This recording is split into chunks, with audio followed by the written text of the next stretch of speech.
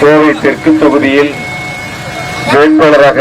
போட்டியிடுகின்ற எனக்கு உதயசூரியன் சின்னத்தில் வாக்களித்து ஒரு மகத்தான வெற்றியை உருவாக்கி தாருங்கள் என்ற வேண்டுகோளை உங்கள் அனைவரது பாதங்களிலும் வைத்து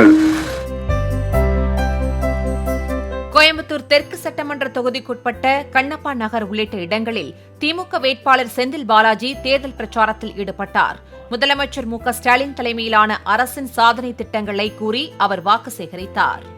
கோவை தெற்கு தொகுதியில் வேட்பாளராக போட்டியிடுகின்ற எனக்கு உதயசூரியன் சின்னத்தில் வாக்களித்து ஒரு மகத்தான வெற்றியை உருவாக்கி தாருங்கள் என்ற வேண்டுகோளை உங்கள் அனைவரது பாதங்களிலும் வைத்து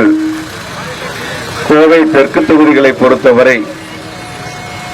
அடிப்படை வசதிகளை நிறைவேற்ற வேண்டிய கடமை நம்ம இடத்தில் இருக்கின்றன. வளர்ச்சி பெற்ற பகுதிகளில், குறிப்பாக வணிக நிறுவனங்கள் நிறைந்த பகுதிகளில் ஒரு மிக பிரம்மாண்டமான பல்லடுக்கு கொண்ட பார்க்கிங் வசதிகளை உருவாக்குதல் உள்ளிட்ட பல்வேறு பணிகளை நாம் 5 ஆண்டு காலத்திற்குள் முழுமையாக நிறைவேற்றி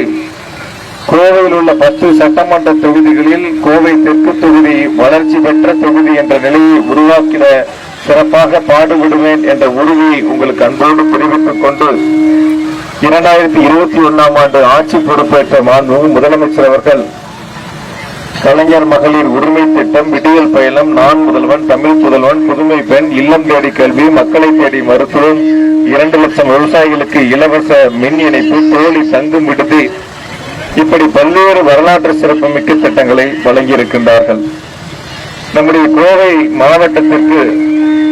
குறிப்பாக கோவை தெற்கு தொகுதியில் செம்மொழி பூங்கா அமைத்து தந்து திறந்து வைத்தவர் நம்முடைய முதலமைச்சர் மாண்புமிகு தளபதி அவர்கள்.